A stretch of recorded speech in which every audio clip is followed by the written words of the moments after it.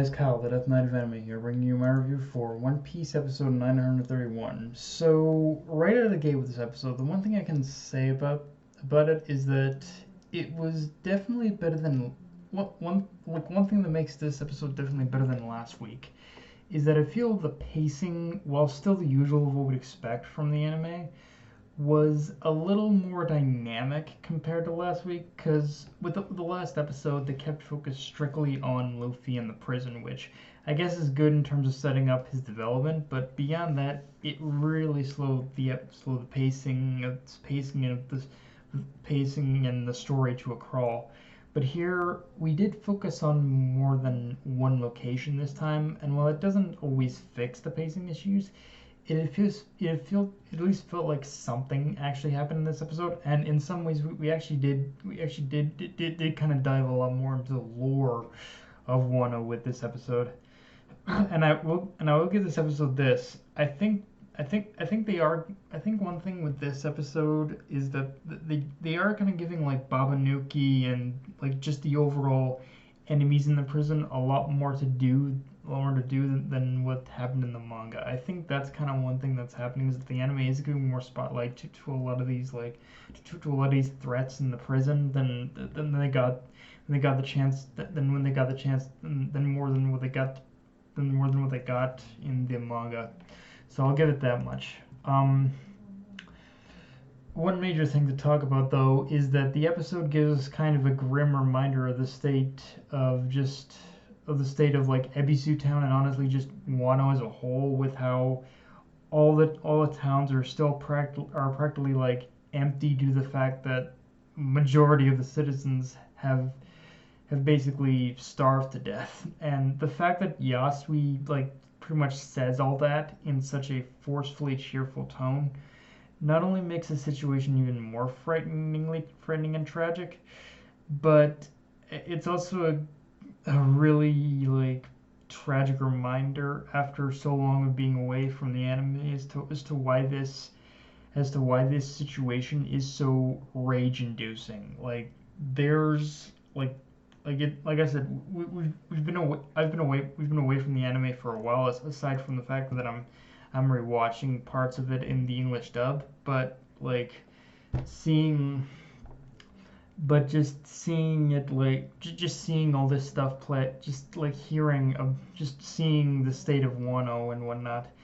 It's it brings back a lot of those old feelings I had from what I was talking about in the early episodes about how there's such a rage-inducing element to what's going on, and when the reveal of what has happened specifically to the citizens of Wano is finally made, when the reveal of what's happening, when the full reveal of what's happening to the citizens is made, I'm genuinely not sure how I'm gonna feel about it this time around.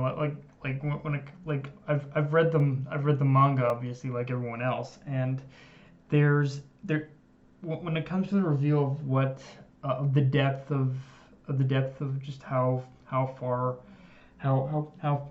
like Orochi has plunged Wano into just this decrepit state it's in. Let's just say when the reveal is finally made of just his pure just the amount of pure just corruption he represents in this country. Let's just say I'm not sure how I'm gonna feel about it. I'm really not.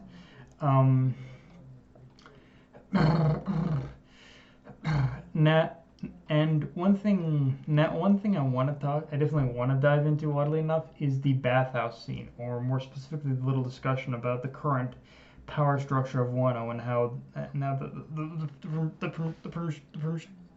Yakuza have gone from being the allies to the commoners to being enemies of the people through pretty much the reveal that of the change in leadership from Hyogoro. Like we learn in this episode that Hyogoro was once like the ruler of Wano's underground and it's basically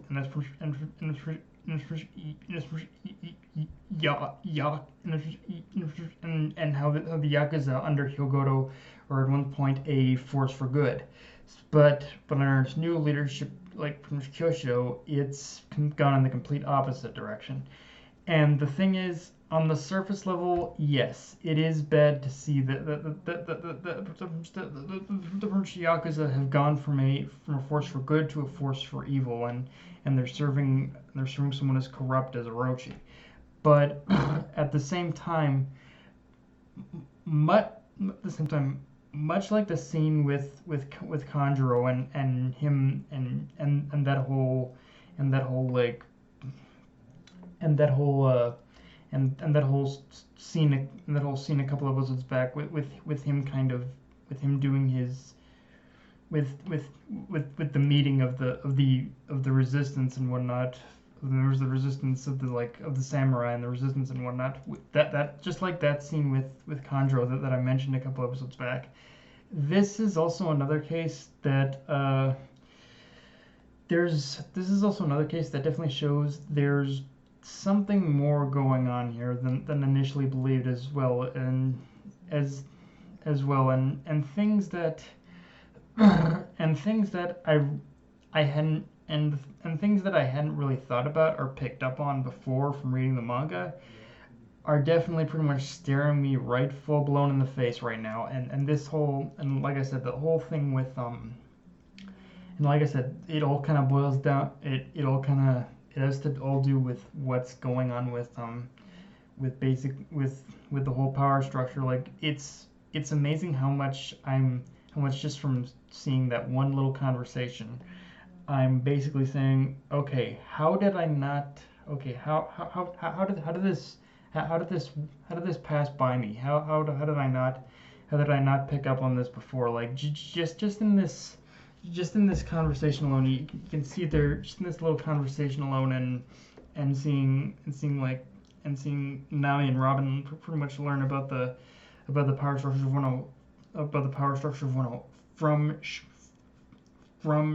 from she Nobu.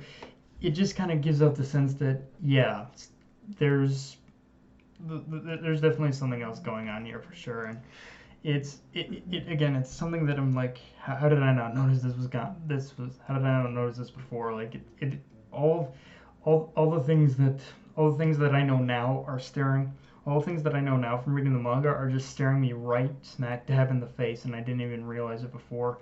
Um, and yeah, Luffy and Hyogoro are about to engage in Queen's little ultimate high-stakes sumo tournament, which is one of those things where I still have a seriously hard time taking Queen seriously, just for how this ends for him. But one thing I will give him credit for that I don't think I gave him enough last time in the manga is that this with this whole tournament thing and this whole setup, it shows us just how, like Big Mom and her crew, Kaido and his crew don't take things for granted, or don't let things or trying to tie up as many of the loose ends as they can. Like when they pretty much see a threat, they will use the best and most efficient way they can think of in order to eliminate that threat. Now, having said that, the biggest mistake I think Queen also made was releasing Lucy from his sea prism handcuffs. But aside from that, it's like this, like the whole setup with like Queen said himself, like the whole setup of the blade collars. They kind of are even a more dangerous means, but by which to restrain Luffy and Hyogoro than the actual sea prism stone handcuffs in some ways. So it's like yeah, us, but. But yeah, but at the end, but of course, at the end of the day, he unfortunately did give Luffy a bit of a.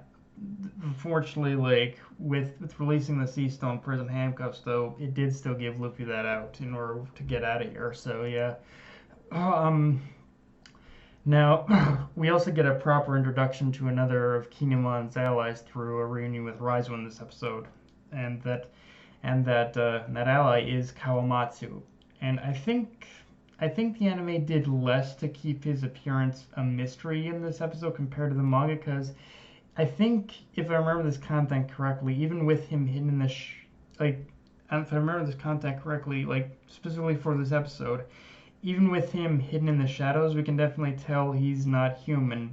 Whereas I think with the manga, I think they kept his appearance then even completely in shadows. But yeah, here they gave us a bit more of an outline of his appearance, so you can tell he's definitely, you can kind of get an idea as to what he is now. So yeah, it's kind of one of those things where I get the idea that the anime does this because obviously a good chunk of their audience probably have read the manga, but yeah, it does kind of ruin a little bit of a mystique for those people who haven't read the manga, obviously. um, but with Luffy more or less free from his handcuffs, I think it's more than likely that the key that Raizo has is the key to free Kawamatsu as well, so there's that. But yeah, guys, that's all I got for this review. If you enjoyed the video, like, comment, subscribe. Follow me on Twitter, Facebook, and Mr. Crunchyroll. Dead Knight of Enemy, signing off. Later, guys.